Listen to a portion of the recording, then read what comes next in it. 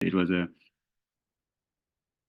it was a Nepali diaspora community talk that myself, Shreya, and Dr. Pravesh Pasnet, who is also a NAPA board member, we had participated, and it was organized by TGND, the great phenomenon that is happening in US Nepali diaspora community. So this connected us to look into areas of collaboration and how a platform like NAPA could hear some of the diaspora community professionals' work, especially mental health professionals' work. So we're really glad to have you, and then shoot this as hopefully a series of talks between our members. So to introduce, Shreya Sharma is a Nepali American psychiatrist in training right now in Boston, Massachusetts. She was born and raised in San Francisco Bay Area and studied her Bachelor of Science, BS in Biochemistry and Molecular Biology from UC Davis in California, and moved to Boston to pursue her, actually she did her medical degree at Boston University, where I got a chance to do my fellowship there. So currently she's doing her third-year residency in psychiatry at Beth Isreal Deaconess Medical Center. I believe it's a part of a Harvard training program as well. And she is, if I'm not incorrect, you're fast tracking for a child and adolescent fellowship. So I got some notes from to understand that although Shreya's initial interest was in pediatrics, she quickly realized her true interest and passion in psychiatry. Thankfully, so thankful, more people in this field. In particular, Shreya felt her role as a psychiatrist to help with mental health awareness and education in her own Nepali community, a community she observed to have a lot of stigma and misunderstanding about mental health. So as such, although she's early in her career, Shreya has focused her efforts in outreach education in the Nepali community through her role as the mental health hub lead for the TGND, or the Great Nepali Diaspora, and through various community events. So after graduating residency this summer, Shreya is pursuing fellowship in child and adolescent psychiatry at Stanford, where she hopes to continue some of her efforts in uplifting and empowering the Nepali community. Welcome, Shreya, and thank you for presenting this important topic. And please, you could give us the presentation. Yeah, thank you so much, everyone. I'm getting emotional just seeing all of these like Nepali psychiatrist, mental health providers. I guess I'm second generation.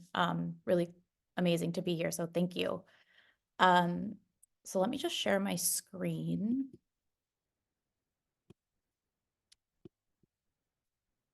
So can everyone see that okay?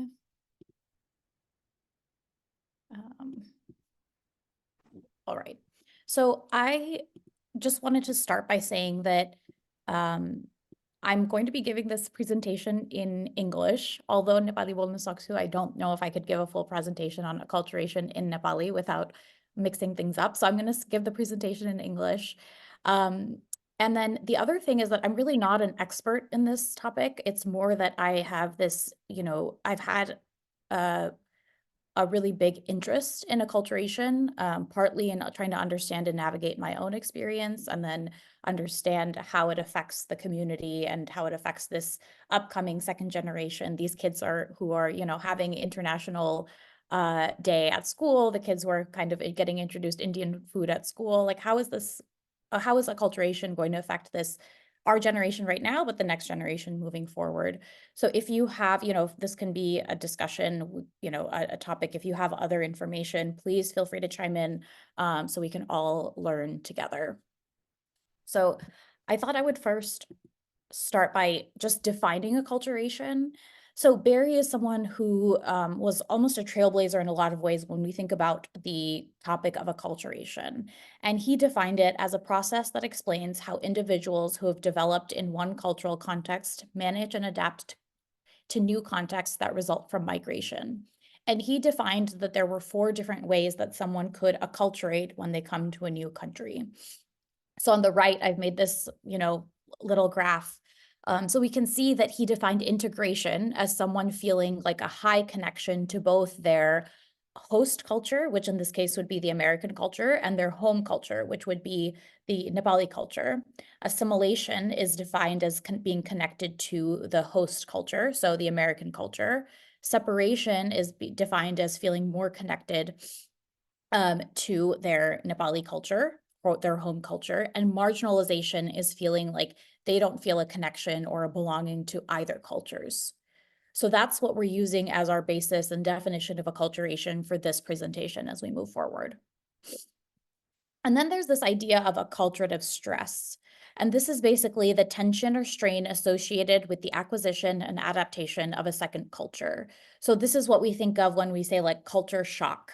You know, individuals come to this country, they're trying to acculturate, and it comes with a lot of difficulty and strain. And so again, another definition that we'll just all have together as we move forward with the presentation.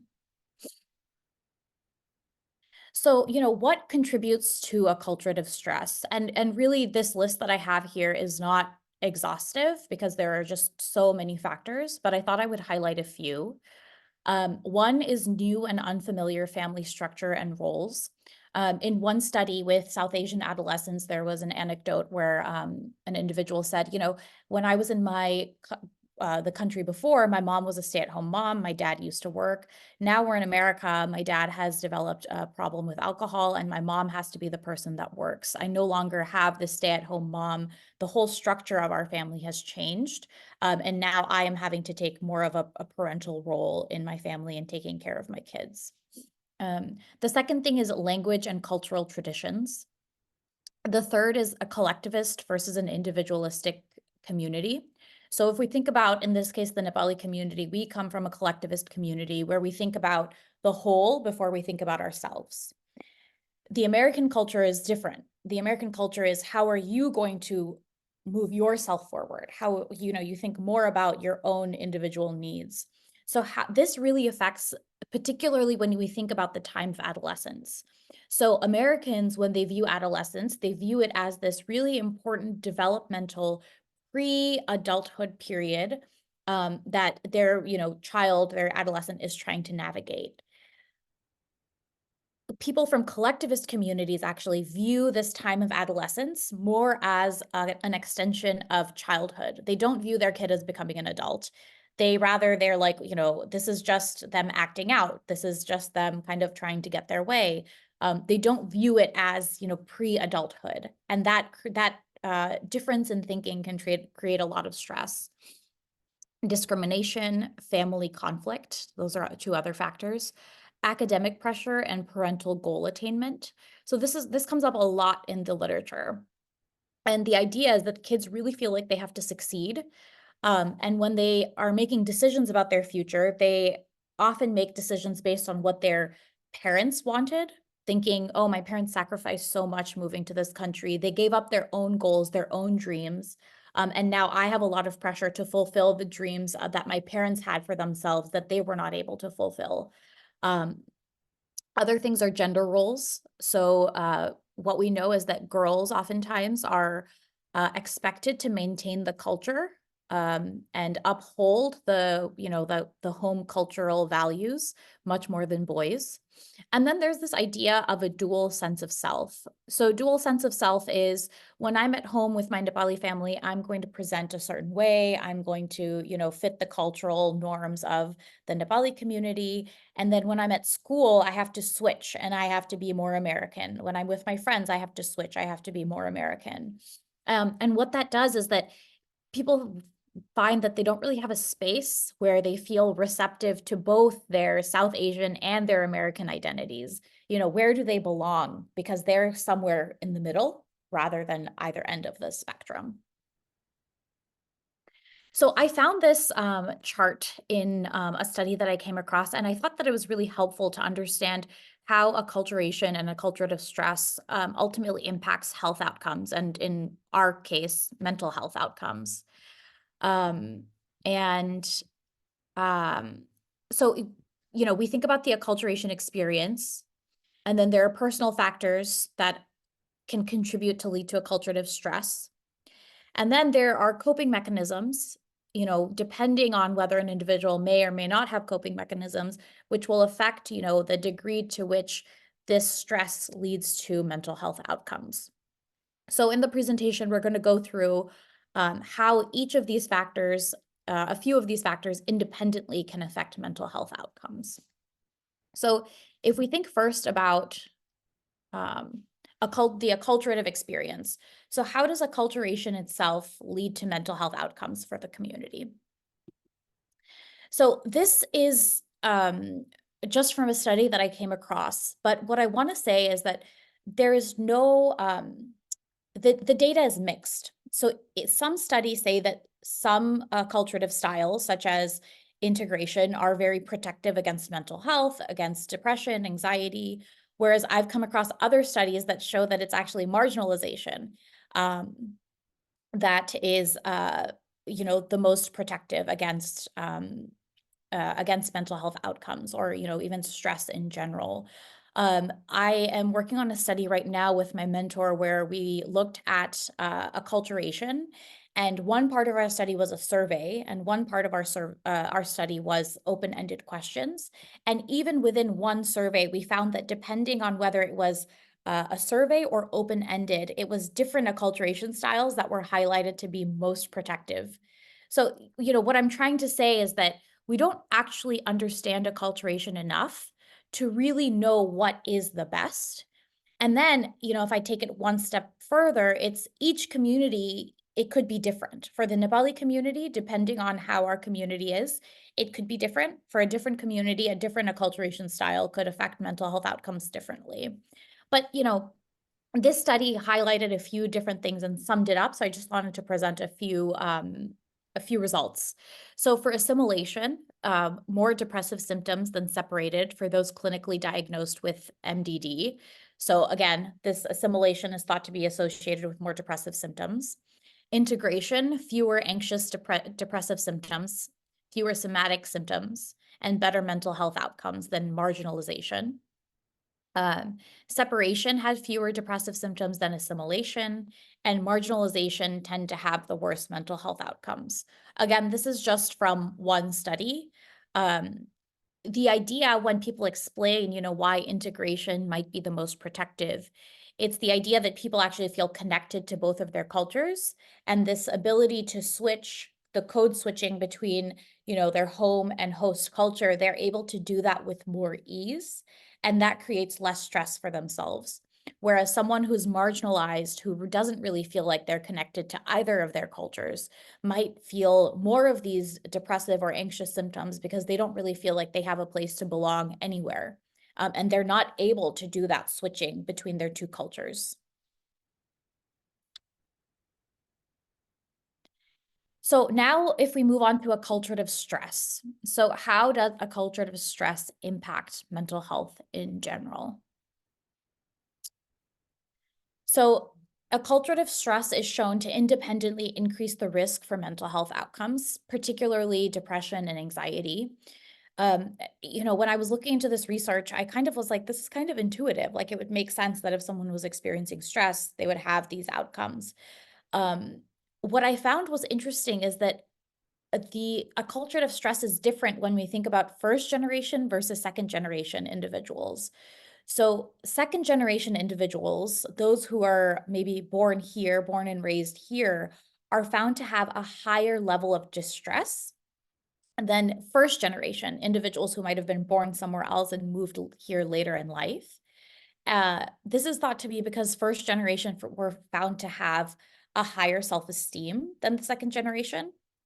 And the explanation for some of this was that when someone is first generation, they do feel a strong connection to their host culture. So when they move here, they at least have this strong connection to, for example, their Nepali culture, and they don't really feel like they need to fit in as much to the American culture. In contrast, someone who is second generation really feels like they have to balance, okay, the Nepali culture and the American culture, and that can cause difficulties and more distress than their first generation counterparts. And one term that I just wanted to bring up was this idea of the immigrant paradox, which is basically what I described, that being an immigrant or a first generation is found to actually be protective when it comes to mental health outcomes versus being second generation. And as I was doing, as I've been looking into this, I found that fascinating because I don't think we didn't necessarily talk about immigration or being an immigrant as a protective factor in this way. And it really is. But, one question that I had when I was looking into acculturative stress is, sure, there's a relationship between acculturative stress and depression and anxiety, but why? What is it that acculturative stress does? And one study described it with the self-determining theory. And I'm just learning this, so I'm not so familiar, but I wanted to present it because I found it quite interesting. So the self-determining theory is, and it's kind of a diagram there on the right side, is a psychological theory. And the idea is that someone, for example, on top, they need a supportive environment. They need an experience of need satisfaction, and that leads to growth and wellness. And this need for a supportive environment is particularly in relation to three concepts. It's autonomy, relatedness, and feeling like they belong to a community. So they really feel like they need to be supported in these three areas of their life. So they need the experience of this need to be satisfied, and that can lead to growth and wellness. So a need thwarting environment would be an environment where the needs of, again, like relatedness, autonomy, and feeling of belongingness are thwarted. They're not supportive of those three things. And this leads to a frustration that those needs are not able to be fulfilled. And that leads to malfunctioning and ill-being. So if we think about acculturative stress, let's say someone is feeling acculturative stress, they're really having more of that need thwarting environment where they're not feeling like they belong to a community. They're not feeling like they can be as autonomous. They're not feeling as related to other individuals. That can create a lot of frustration. And again, that, malfunctioning, in this case, it can lead to more mental health outcomes than someone who might not be experiencing as much acculturative stress, in which case they wouldn't necessarily be having these more negative outcomes. Does that make sense in the way that I'm explaining that? Yeah, okay. So just moving on, when I think about acculturative stress, in this presentation, as I was making it, I really felt like it was important to highlight family dynamics, because I think that's where we see some of this acculturative stress impacting. It does impact the family. And why does it impact the family? On one hand, the parents are trying to maintain the culture, and they're really trying to preserve whatever they have of their home culture. The South Asian children who either moved here at some point or were born and raised here are trying to create their own identity. And as they're creating their identity, they're struggling with being raised in this collective culture. But in their outside world, in their day-to-day exposure, they're being grown up in this American individualistic culture. And so the kids are kind of trying to grapple between both worlds, which can create stress. Dating and relationships comes up a lot in the literature. This is an area that causes a lot of strain in family dynamics. High expectations for success, which I highlighted before, and then cultural barriers and stigma in accessing mental health. So, studies have found that kids are more likely to reach out to adults who are not their parents. So, maybe that's a counselor at school or that's a friend's parent, but they're less likely to actually reach out to therapists. Again, with the fear of stigma or what will my parents say. And they're definitely fearful of reaching out to their own parents, either because of, what the outcome will be, but also the literature shows that people don't want to burden their parents. They don't want to be an added stressor to their parents. And so they'll keep a lot to themselves and try to manage a lot by themselves as well. So, acculturative stress within a family can actually lead to a term called acculturative family distancing. So this is the differing rates of acculturation, cultural differences, and immigration can lead to distancing between immigrant parents and children. Acculturative family distancing occurs along two dimensions, communication and cultural values. And breakdowns in these values over time put families at risk for family dysfunction. So if I could think of a very, generic example or very stereotypical answer or example, it would be a Nepali family moves here from Nepal to try to build a life, and they hold on to those Nepali values, and they really want to speak Nepali at home. Maybe the parents are more separated in their style, and they, are eating dal bhat tarkari at home. They're speaking only Nepali at home. They're celebrating Dasai, Tihad. They're very connected to the Nepali community. And maybe they live in an area where there aren't other Nepali kids. So that kid is now growing up in a home with parents who are very Nepali. And the kid, though, is growing up in a totally American environment where they're eating hamburgers at lunch. All of their friends are dating around them. People are celebrating Christmas and Thanksgiving. And they have a desire to be more like these kids around them. So they're growing up more American, and the parents are really having difficulty understanding, why their kid won't feel more connected to the Nepali community. And there is this total disconnect between the two generations that are living in one home, and that can lead to a lot of dysfunction, a lot of stress. And we see that a lot. That's very common. So I just brought up this case, again, something I just made up, but I thought it was nice to maybe highlight some of these things that we're talking about in a context. So I'll just read it. Krish is an 11th grader applying for college. He wants to study marketing, but he knows his parents want him to be a doctor. He feels a lot of guilt wanting to do something different, knowing how much his parents have sacrificed for him. He feels like he has to balance being two different people. At school, he's more carefree with his friends and his girlfriend, goes to parties and school dances, and recently joined the football team. At home, he only speaks Nepali, enjoys eating dal bhat tarkari, and enjoys dasai and tihar. So his parents have started arguing more. They feel like he needs to focus more on his education rather than distractions such as sports and his girlfriend. He doesn't agree. He thinks he needs to be well-rounded and focus on his happiness. Grades aren't everything. His parents don't understand that playing football has made him more popular at school, and now he's finally feeling like he can fit into the kids around him. He just can't wait until he turns 18 so he can be an adult and start making his own decisions, if his parents will let him do that. And so I thought it would be a good opportunity to discuss, like, what are some of the things that are coming up in this example? Again, I just created this, but, how is this case relating to some of the things that we have been talking about, or what are some of the thoughts that everyone has about this case?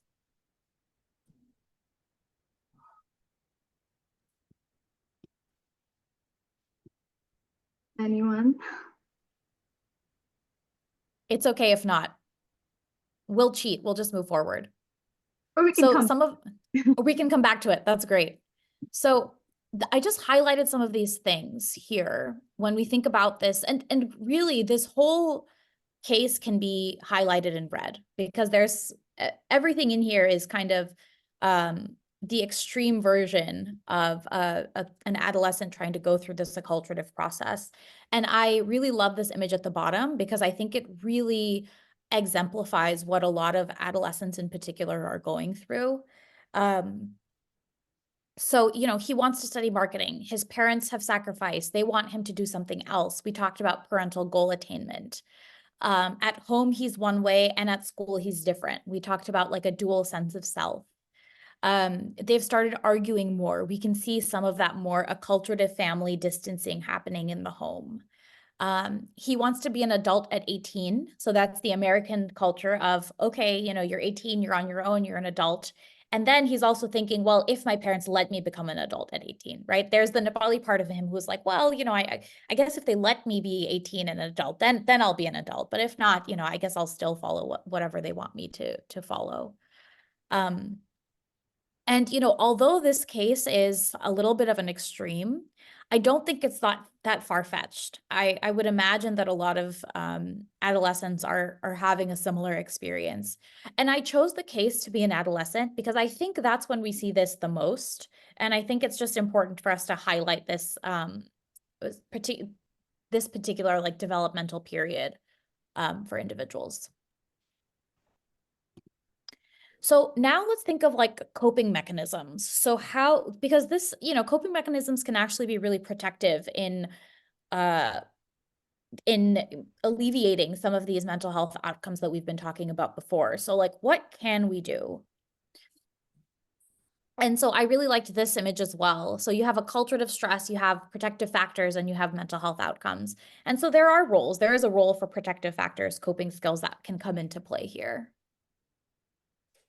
So some protective factors, strong ethnic identity. So we talked about how first-generation individuals or immigrants might have less distress in acculturating because they really feel like they are connected to their culture, who they are. Support from host culture friends. So if kids go to school and their friends say, wow, you're eating something different, that's really cool, versus, oh my God, ew, what are you eating? So that creates a totally different dynamic. Stronger psychological coping and higher self-esteem. And then not using forbearance coping. I thought this was really interesting.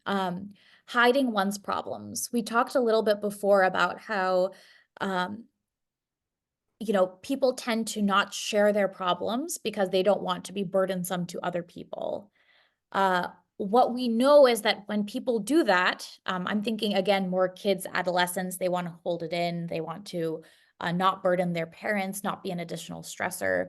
The outcome, as we can all expect, is actually much worse.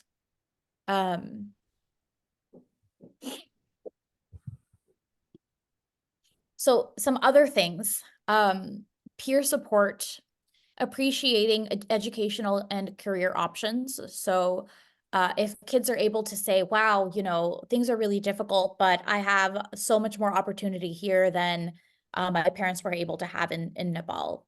Appreciating to meet basic human needs, appreciating their parents' sacrifice. This is the fact is that, when people are coping, they're more likely to go to adults outside of their family. They don't want to burden their family, as I mentioned before, and they want to maintain a sense of harmony. And then therapy as well. This quote on the right side, there is one paradox that I wanted to bring up. And we see this in the literature. And right now I'm doing some focus groups with Nepali women, and I'm noticing this theme coming up as well. On one hand, we look for a community and acceptance, let's say within our family, let's say within the Nepali community. If I'm struggling, I really want to feel like I can go to the Nepali community as a safety. Interestingly, it's that same community or that same family that I am totally scared that they are going to judge me. They are going to talk badly of me. They are going to put me down. They are going to talk behind my back.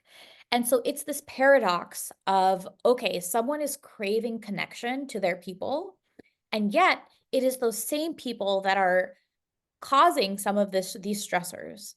And so I thought this quote on the side from a study that I came across that was great. So work with the family system in cultivating positive family support that facilitates the recovery process of depression.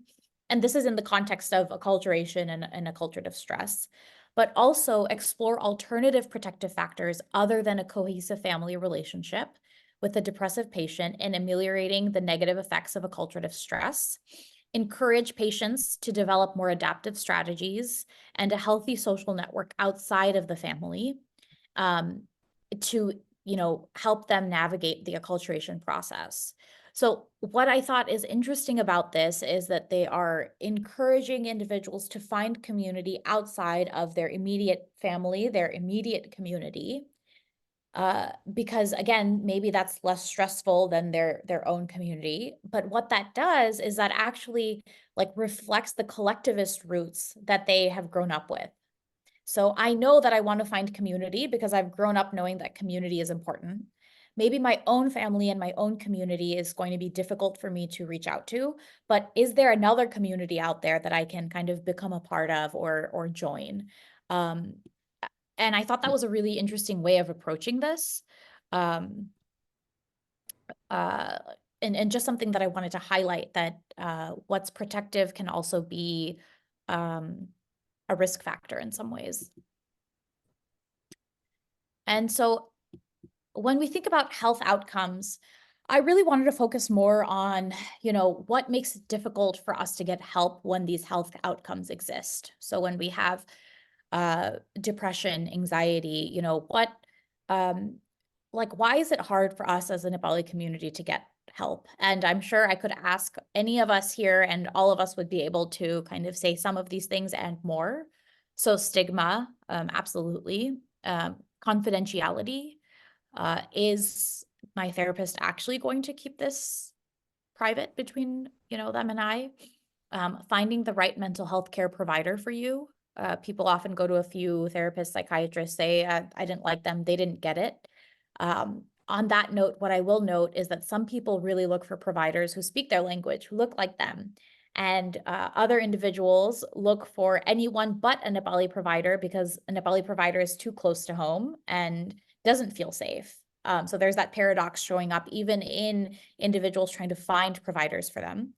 Language and cultural considerations, cost, and then therapy versus medication. And I put this down, this kind of goes hand in hand with finding the right mental health care provider for you. But what I found is that because of the lack of education or lack of like awareness in some ways in the Nepali community, people don't really know what they need or what they look for. They think therapy and maybe actually what they need is more medication management than therapy at this point, or maybe what they need is more therapy and not really medication management. How do you navigate this system, particularly in the American healthcare system, in a Nepali immigrant family? And how do you explain the difference and when you would need either? I think that's something quite difficult to navigate. And with that, I just wanted to say thank you. I know that was a very quick overview of everything. And I'm happy to, let's have a discussion. Thank you, Shreya. You have, I think, touched everything that I had in mind and taught me more, actually. I think this is special that you're a second generation Nepali American bringing this conversation on board, and someday I hope you become role model for kids, like our kids, it's really important.